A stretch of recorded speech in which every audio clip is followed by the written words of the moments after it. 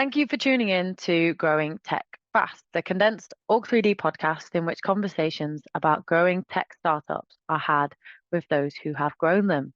Today, we are joined by Joshua Blue, founder of Normal Finance, self-taught coder, trader, for starting an incredible company who is solving a real problem in the crypto space. I am so excited to have you on. Joshua, I want to start with you. Who are you? Where are you from? And how did this all come about? Yeah, no, I'm super excited too. Thank you so much for having me. It's a huge honor. My name's Josh. I grew up in Kansas City, in Missouri, kind of a Midwest kid. Um, moved to Chicago a couple of years ago. I'm a senior at DePaul University studying computer science. That's kind of, I got in high school, I got really interested into like coding and Bitcoin and crypto and investing, and that's kind of like what led me to study computer science and kind of get started down that path. Hmm. What is it that you find interesting about computer science and trading? Yeah, well, I mean, trading, like just making money is obviously really fun, but Yeah. that's a lot easier said than done. With computer science, I think being able to take an idea that you have, whether it's just something for fun or whether, in entrepreneurship, you see a problem and you have an idea for a solution, to be able to have the power to take that and turn it into something real and like change people's lives, whether again, it's just like a fun kind of silly game or something like really powerful, it is really inspiring. Love that. So where did Normal come from? Yeah, yeah. So normal came from many years of frustration with myself and my personal investing in the crypto space. I got into crypto probably around 2016, 2017. Didn't have a whole lot of money at the time to invest, but I kind of watched from the sidelines. And over time, as I got to save money from working, I invested, more and more. I really just found it difficult to get money from my bank account into my crypto wallets. I personally like to move my money into DeFi and earn interest that way, instead of like buying stocks or different kind of investments. Mm, Um, that just really got to be a pain. There's lots of fees. It takes upwards of a week. You have to wait for your money to settle before you can actually use it. And from as a software engineer, I kind of see like the more technical realm, but I think we really have to simplify things if we're going to get this tech to a lot more people. yeah.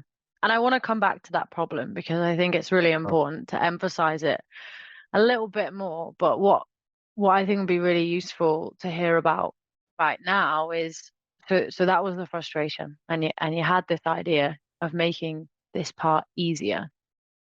Where are you now?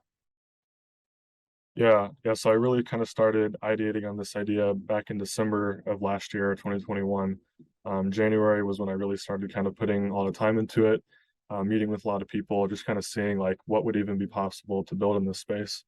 It was a little tricky at the time because I was working full time for the company I used to work at as their lead software engineer. So in March, I had enough conviction with my progress with Normal to decide to leave my full time job with them and really commit all of my attention to building this.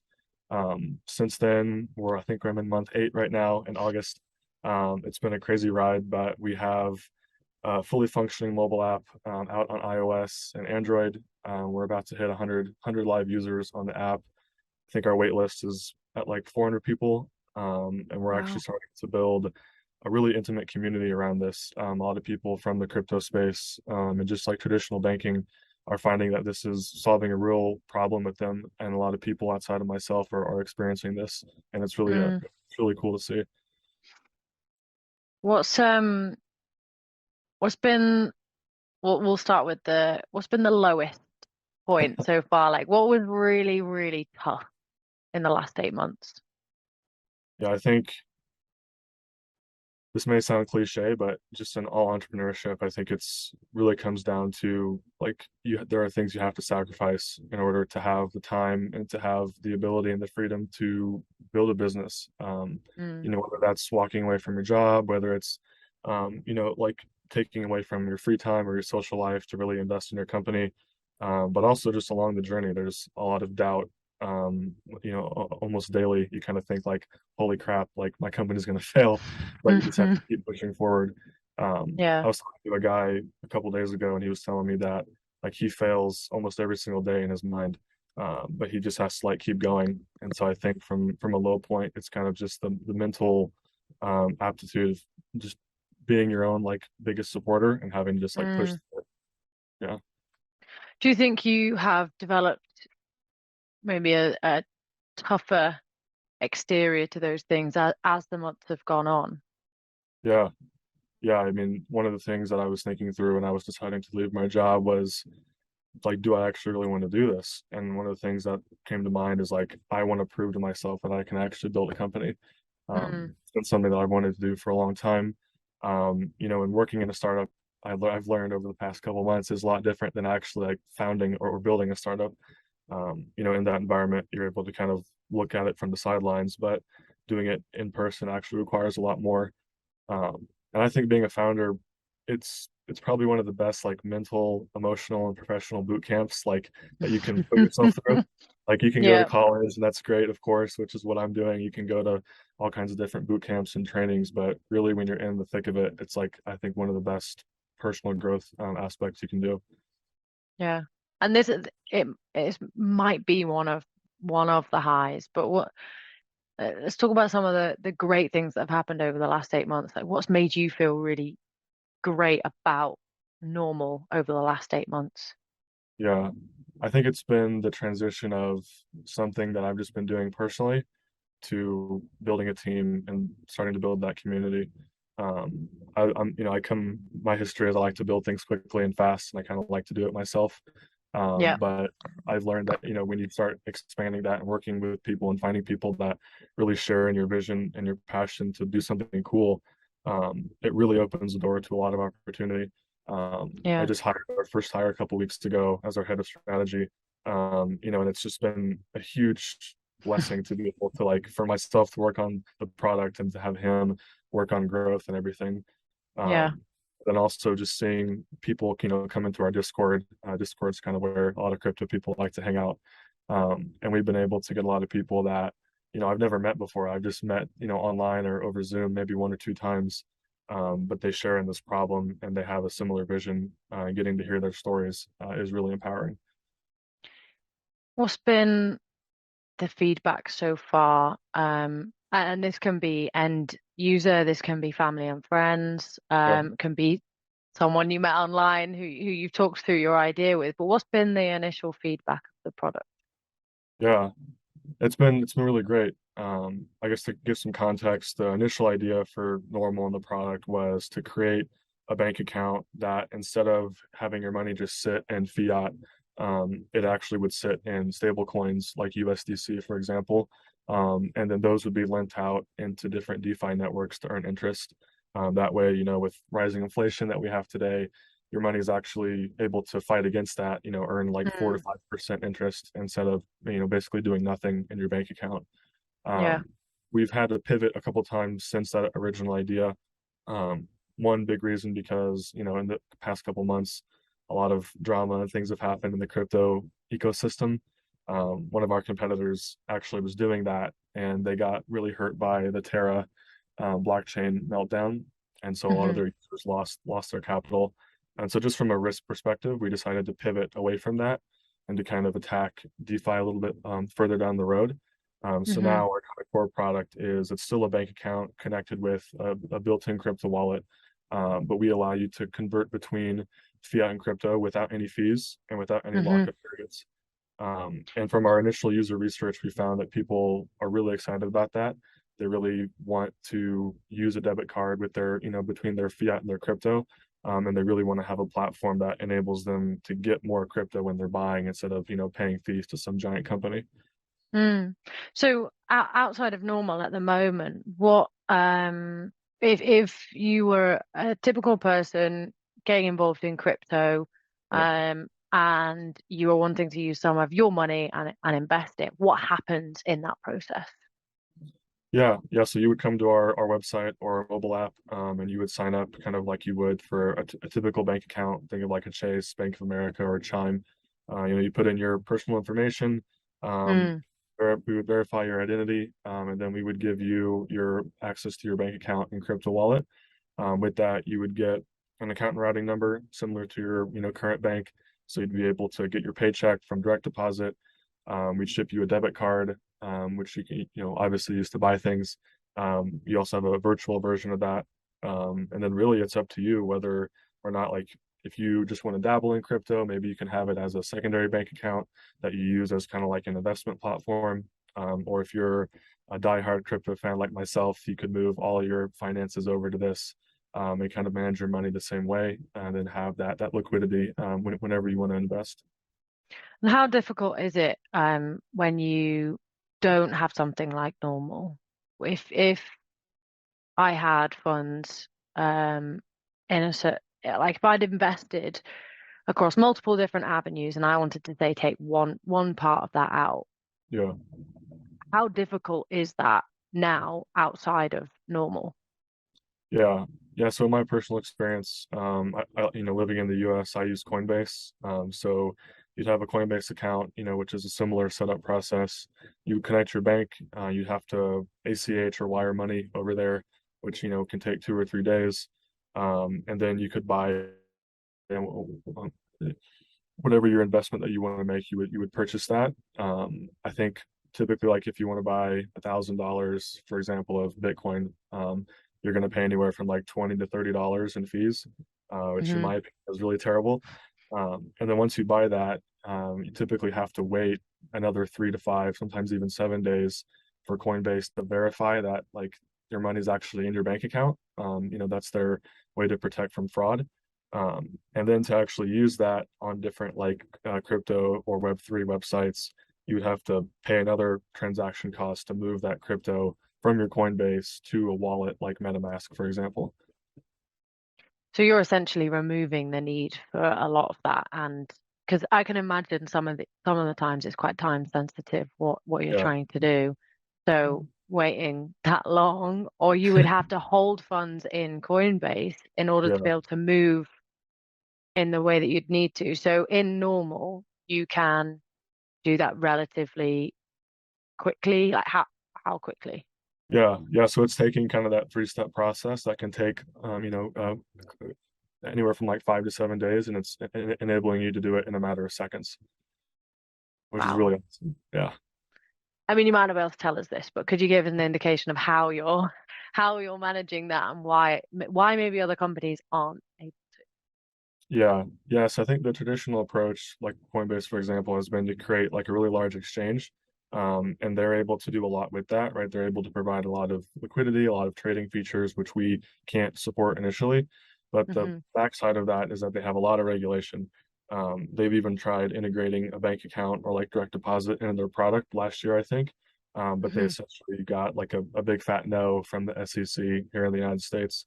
And so with our approach, we're able to, build something new from the ground up with that, direct connection of a bank account and a crypto trading platform. Um, Mm. we're able to make revenue in different ways. And that's what enables us to make that trading fee zero, which is something that I'm really passionate about bringing to not only myself as a trader, but the millions of people around the world. Yeah. I mean, it sounds fantastic, but you wouldn't have put in all of this time. You wouldn't have quit your job. You wouldn't have put in all of this effort. And I'm sure it is a lot of investment on your side of things into normal if it wasn't going to make you any money. So like how is normal going to keep going in the next year, the next 3 years? Yeah, that's a great question. It's honestly a bit of an experiment that we still have to validate and test. But the primary way that we make money, kind of starting out, is we make money off of an interchange fee whenever users, use their debit card for transactions. That's not Hmm. a fee that the user pays, but it's something that the bank and the payment processors kind of split, and so we get a portion of that, which is actually enough to run a pretty large company, which enables us to make those trading fees zero. Yeah. Secondary way that we make money is off of APR or interest off of all fiat deposits that sit on the platform. Hmm. That's actually going to be revenue for us, but I want to experiment with giving that back to our users to incentivize them to open accounts with us. Yeah. That's exciting.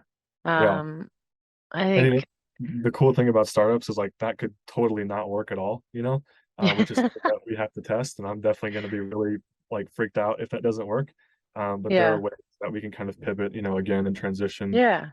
if that doesn't work. I think it's really cool that you're also thinking of ways to like, because you're coming from the place of I am a trader and I was sat in your shoes and Yeah, still am to a certain extent. Like you're really trying to build a product which meets the needs of those individuals. I think that's really cool, and I hope that your experiment works. yeah, yeah. Or So, that one of the quick pivots gets you into that place. So we're here now. We've got a product one is out. You have 100 users. You got people waiting. I can imagine that both of those numbers is gonna go up. But oh, yeah. what's in the very near future? What's on the horizon in the next three months? Yeah. Yeah. So our main focus right now, we're at a startup accelerator called Antler in Boulder, Colorado. Today is actually the first day of the last week of the program. And so we pitch next Monday. That's really important, kind of coalescing all this together, because their investment, along with a crowdfunding fundraise we've done, will be enough to actually take our app out of like testing mode and Hmm. actually launch it with people, which is really huge because then we can actually make revenue as a company. We can start to get that data that we talked about, seeing what people Yeah. are doing, what they're not doing, what are we doing bad, how can we do it better. And then kind of the larger product roadmap really starts to come into play, which I'm really excited about. The first priority, kind of in the first 3 months, will be expanding our support for different digital assets. So right now, with our current partner, we only have support for like 5 or 6 different cryptocurrencies, Hmm. which really isn't the greatest support. But I'm working on a new strategy and kind of flow of funds that will enable us to expand that to hundreds of different cryptocurrencies. Hmm. And that'll actually also enable our users to kind of start using another piece of our product roadmap, which is a custom wallet that we build with kind of a connected browser extension. And so what that will allow crypto investors to do is they can directly use their funds from their bank account, whether it's in fiat or crypto, on Web3 sites like OpenSea. So if you wanted to buy an NFT or you wanted to do like some kind of investment on Web3, you Yeah. wouldn't have to go through that crazy loop of going to Coinbase and then MetaMask and like wasting money the whole time. You would like, as soon as you get paid, you would boom instantly be able to buy something or interact with Web3. That's really cool. Because it Yeah, does feel like especially for someone who is trying to learn more. Like, as a company, we have a crypto fund. yeah, Um, I'm a lot of the companies we work with are crypto NFT companies, and I'm trying to understand as best I can, dabbling with it here and there. But to the outsider looking in, it feels like it's this closed group of individuals, and it's yeah, really hard. And there are a lot of barriers to actually getting through this. And like you said, if you're not somebody who when you're going to spend £1,000, that extra 30, because a lot of people makes a huge amount of difference. yeah, And all of these things add up as barriers. When we're not even adding in from the whole like language perspective that there are loads of words that are just frankly really bizarre. yeah, But there are a lot of barriers to it, and it's what I really resonated with when we talked about this is that it's called normal finance, and what you're a lot of what it sounds like you're trying to do is break down those barriers and make investing in crypto as easy as normal yeah. banking or traditional ways of banking. And that's what I think is really cool. So will that Web3 aspect be product number two? Is there anything else on the horizon? Yeah, yeah. So that's kind of like 1.5. You can think of it. It's kind of the same thing largely. It's really just kind of an extension of this original release to bring utility to our product. Hmm. That's a big thing that is missing. There are a lot of companies like ourselves that are doing really cool things, and trading is one aspect of that. But the actual utility part, like, can I buy something with it? Can I get my paycheck? Can I Mm. send receive money? Like connecting it to the larger world is really what's lacking. So that extension is going to be really awesome. Something that we're focused on building for kind of not the near term, but maybe the next 12 months, is really cool and something I'm really excited about too. But it's building payment rail. It's building a system that lets any crypto wallet buy things at in real life stores. So if you're going to buy your groceries, you can use any crypto wallet at the register to buy your food.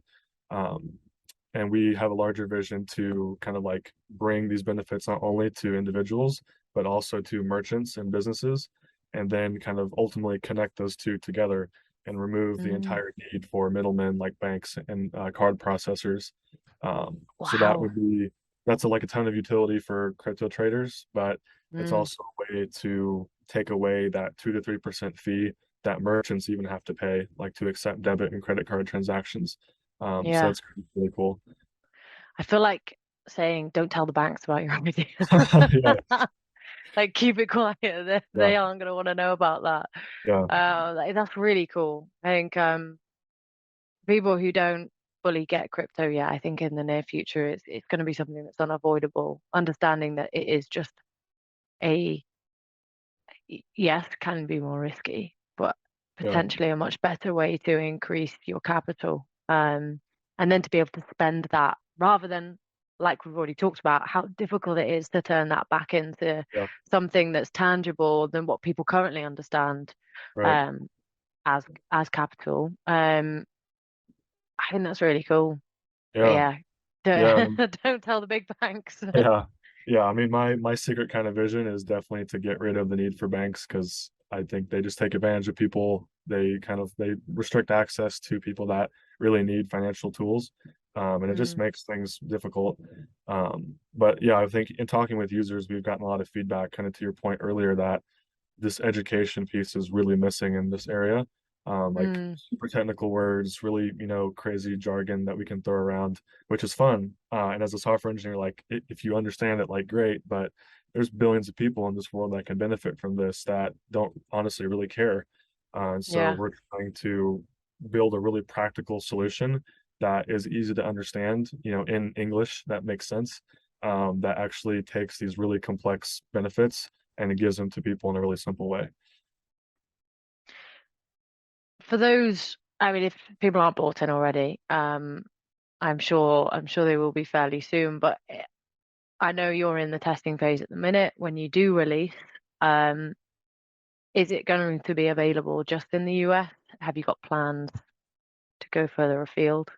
Yeah, yeah. So it will just be available in the U.S. That's kind of the limit of our banking partner, and the regulations here in the United States are hard enough. I had a meeting with the guy from Germany last week, and he was telling me about how like crazy taxes are in Europe and all the crypto regulations are Mm, definitely like we are going to expand into Europe and Asia and Africa, South America, of course, over time. I don't know exactly when, but we are going to find some good strategic partners to do that with. Yeah, yeah, cool. Well, you've alluded to it slightly, but where will normal be in 12 months' time? yeah, that's a really cool thing to think about. And 12 months, I think a lot of the risk of like startup phase is going to be gone. We're going to have thousands of users. We're going to have a really great team. Not just myself and Justin, who we just hired, but a team of developers and people in growth and marketing and support. And we're Mm, really going to have like kind of staked our ground in like what we're doing. We're going to be on the radar of the banks, like you talked about, of Coinbase. So all these people that are ripping us off with fees, we're not going to go anywhere. We're going to keep growing. I love that. And what will you feel the most personal success from? I think that comes back to kind of what we talked about earlier in just having a community, just having people like to become friends with, having people like maybe you just met, but Mm, being able to see something that you built, that your team built, touch somebody else's life. It could be, your next door neighbor or somebody across the pond in the UK.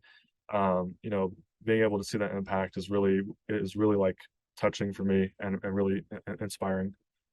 amazing. And if there is one thing, if somebody listening only takes away one thing about from this podcast, what do you want them to take away? Yeah, that's a good question. Honestly, I thought about that and I haven't really been able to find a good answer.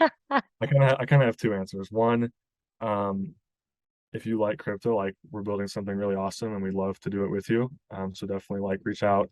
We'd love to connect and we'd love to give you an amazing service and community. Hmm.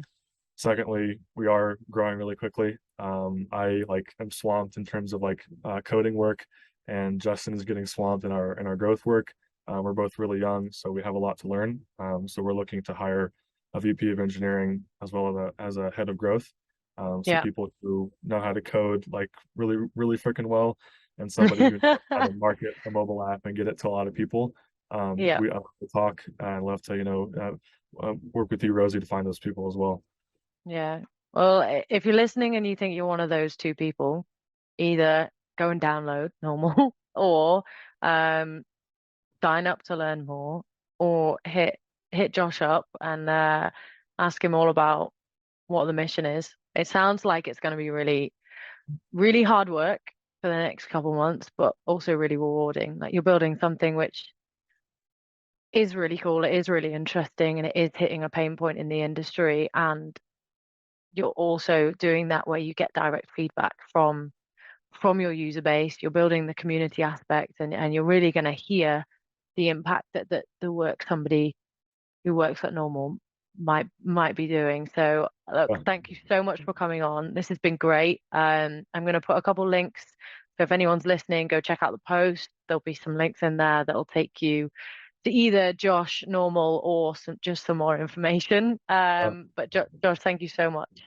yeah. Thank you. It was great talking to you.